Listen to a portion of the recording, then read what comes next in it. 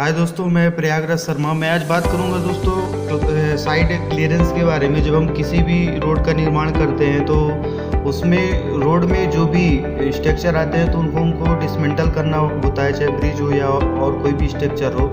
यदि रोड की विड्थ में वो आते हैं, चौड़ाई में, तो उनको हटाना पड़ता है रोड बनाने के लिए।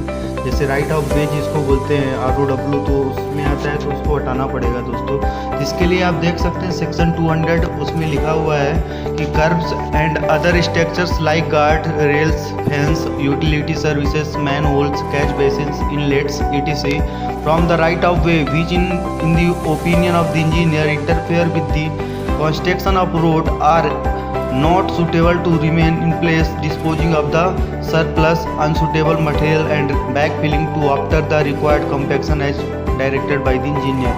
दोस्तों इसमें कहा गया है कि यदि कर्व अन्य स्ट्रक्चर जैसे कि गार्ड रेल, बाड़ और उपयोगी सेवाएं जो रहती हैं, मैन होल, बेसिन, इनलेट आदि, ये यदि अपने स्ट्रक्चर में यदि रोड के उसमें आते हैं परिधि में, तो हमको इसको हटाना पड़ता है। जिस तरह से अभियंता की राय में सड़क के निर्माण में हस्तक्षेप करते हैं तो ये जगह में बने रहने के लिए उपयुक्त नहीं है। तो इनको हमको क्या करना है, हटाना पड़ेगा। अधिशेष अनुपयोगी सामग्री का यहाँ से रिमूव करना पड़ेगा और अभियंता द्वारा निर्देशित आवश्यक मतलब जिस तरह से इंजीनियर बोलेंगे उस तरह से हमको करना पड़ेगा, और जिस तरह से उनके निर्देश दिए जाएंगे उस तरह से वहाँ से उस चीज़ को हटाकर और वहाँ बैक फिलिंग करके कॉम्पैक्शन करके उसको तैयार किया जाएगा अच्छी तरह से।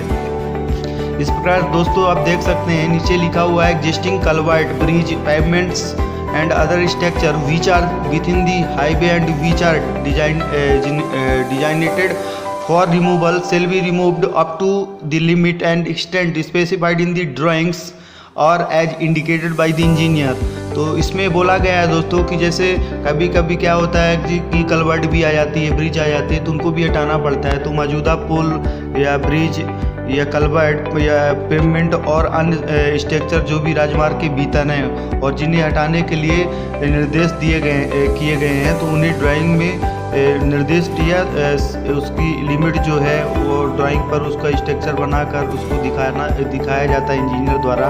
तो जिस प्रकार से इंजीनियर द्वारा उसे इंगित किया जाता है उसके अनुसार ही हमको हटा दिया जाएगा उसको साइड से। तो ये चीज़ हमको ध्यान देना है दोस्तों। इसके बाद आप देख सकते हैं लिखा हुआ है कि dismantling and removal operation shall be carried out with such equipment and in such a manner as to leave undisturbed adjacent pavement structures and any other work to be left in place। तो इसमें बोला गया है कि निराकरण और निष्कासन संचालन ऐसे उपकरणों के साथ किया जाएगा और इस तरह से अनिष्ट और मतलब कोई भी वहाँ कोई भी घटना नहीं हो, ऐसे उस तरह को उसको किया जाएगा। वहाँ का जो भी पेमेंट, जो भी स्ट्रक्चर है और किसी भी अन्य कार्य को छोड़ने के लिए किया जाएगा, उसको वहाँ से हटाने के लिए मतलब जो भी हम कार्य करेंगे तो उसको हटाकर ताकि हम एक नई रोड का निर्माण कर सकें। जो भी उसमें बाधा आ रही है उनको हटाना पड़ेगा वहाँ से, पर उनको हटाने के पहले हमको कई सावधानियाँ रखनी, जैसा कि इसमें बताया गया कि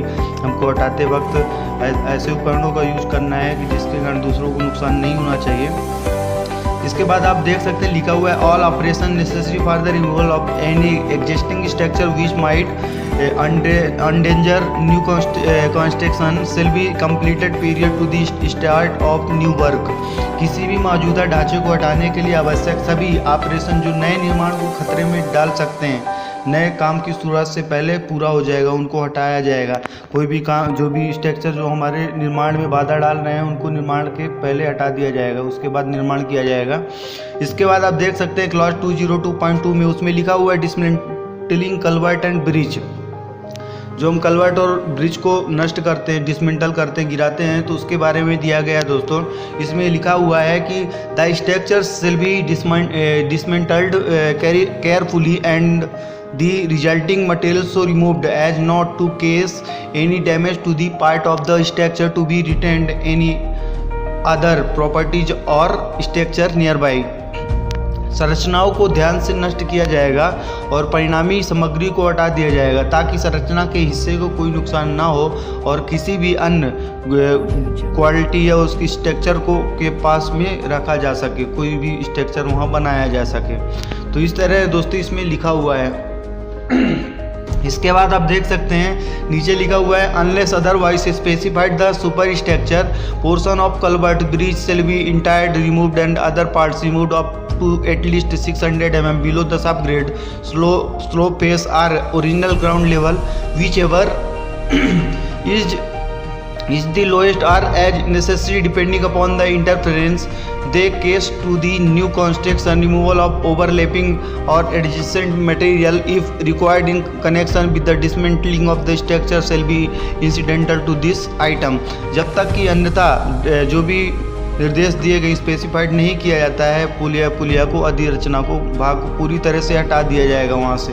तो जब तक कि उसको निर्देश नहीं दिया जाता है कि हटाना है कि नहीं हटाना है, तो उसको निर्देश आते हैं तो हटाना है, अदरवाइज नहीं हटाना है। और अन्य भागों को मतलब वहाँ जो भी हम सबग्रेड बनाते हैं कि ढलान जो स्लोप बनाते हैं तो उसको पूरी ज़मीनी स्तर से ग्राउंड लेवल से कम 600 mm तक हटा दिया जाएगा, जो कि उनके काम में हस्तक्षेप ना हो। सबसे पहले ये आवश्यक है कि नए निर्माण के लिए जो भी बाधा है उसको हटाया जाए। अतिव्यापी या अन्य आसन सामग्री को हटाना वहाँ से जरूरी रहता है। और संरचनाओं के निराकरण के संबंध में आवश्यक हो तो इस मद के लिए आकस्मिक होगा। तो कभी कभी क्या रहता है ये चीज़ें एक्सीडेंट का काम करती हैं, कोई भी घटनाएं घट जाती है साइड पे इनके कारण। जैसे पोल्स वगैरह रहते हैं, बिजली के पोल्स रहते हैं, तो काम करने के पहले हमको उनको हटाना है। इसके बाद देख सकते हैं इसमें लिखा हुआ है कि where existing culvert bridge are to be extended or otherwise incorporated in the new work only such part or part of existing structure shall be removed as are necessary and directed by the engineer to provide a proper connection with the new work. The connecting edge shall be cut, chipped and trimmed to be required lines grades without weakening or damaging any part of the structure to be retained. Due care should be taken to ensure that reinforced bars which are to be left in place so as to project into the new work as dowels or tie are not injured during removal of concrete.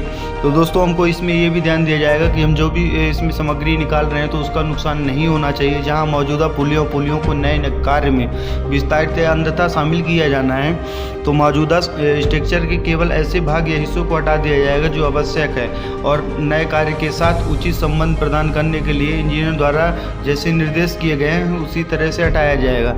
और connecting किनारों को काट दिया जाएगा ताकि इसमें नया structure बनाया जा सके। बनाए रखने के लिए किसी भी हिस्से को कमज़ोर या क्षतिग्रस्त नहीं किए बिना आवश्यक लाइनों और ग्रेड के लिए ट्रिम किया जाएगा।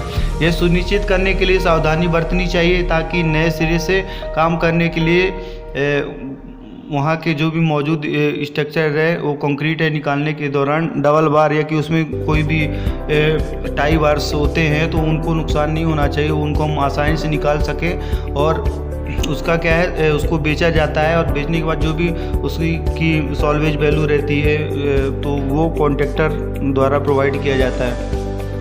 इसमें pipe culvert and shall be carefully removed in such a manner as to avoid damage to the pipe. पुलियों को पाइप को नुकसान से बचाने के लिए सावधानी पूर्वक इस तरह से हटाया जाए क्योंकि उसमें कोई भी नुकसान ना हो। तो ये चीज़ भी हमको ध्यान देना है दोस्तों। इसके बाद आप देख सकते हैं लिखा हुआ है steel structure shall not unless otherwise provided be carefully dismantled in such a manner as to avoid damage to members thereof if specified in the drawings are directed by the engineer that the structure is to be removed in a condition suitable for erection. All members shall be marked by the contractor with white load paint before dismantling in pins not loose plates etc shall be similarly marked to indicate their proper location all pin holes. तो क्या करना है दोस्तों, हटाने के पहले हमको उनको मार्क करना है जब तक कि अंतर प्रदान नहीं किया जाता, जब तक कि उसमें कोई भी स्टील की स्ट्रक्चर है तो इस तरह से सावधानी पूर्वक मतलब उसको किया जाएगा कि जिससे उसके किसी भी मेंबर्स को नुकसान नहीं हो, उसमें जो भी पार्ट्स लगे उनको नुकसान नहीं हो यदि स्टील स्ट्रक्चर है तो। और यदि ड्राइंग में अभियंता द्वारा जिस प्रकार से भी निर्देशित किया जाता है उसी तरह से करना है। और संरचना को मतलब स्ट्रक्चर को फिर से निर्माण के लिए फिर से उसको डेवलप करने के लिए उपयुक्त स्थिति से हटाना जाना है तो सभी सदस्यों को कॉन्ट्रैक्टर द्वारा मिलान करने से पहले उसमें सफ़ेद लीड पेंट के साथ मिलान किया जाएगा कि क्या क्या हमको गिराना है, क्या हटाना है। तो उसके पहले हमको मार्क किया जाएगा, उस कल्वर्ट में मार्क किया जाएगा कि किस किस पोर्शन को गिराना है। मार्क करने के बाद ही उसको हटाया जाएगा वहाँ से। और जो भी जैसे स्टील स्ट्रक्चर है तो उसमें पिन, नट, बोल्ट, ढीले जो भी प्लेट्स लगी रहती है उनको आसानी से निकाला जाएगा, उनको इंगित किया जाएगा। और निकालने के बाद, चिन्हित करने के बाद ही उनको निकाला जाएगा, ताकि हम पता कर सकें जो भी हम काम कर रहे हैं वो सही है या नहीं। उसके लिए हमको सबसे पहले मार्क करना है, मार्क करने के बाद ही हटाना है दोस्तों।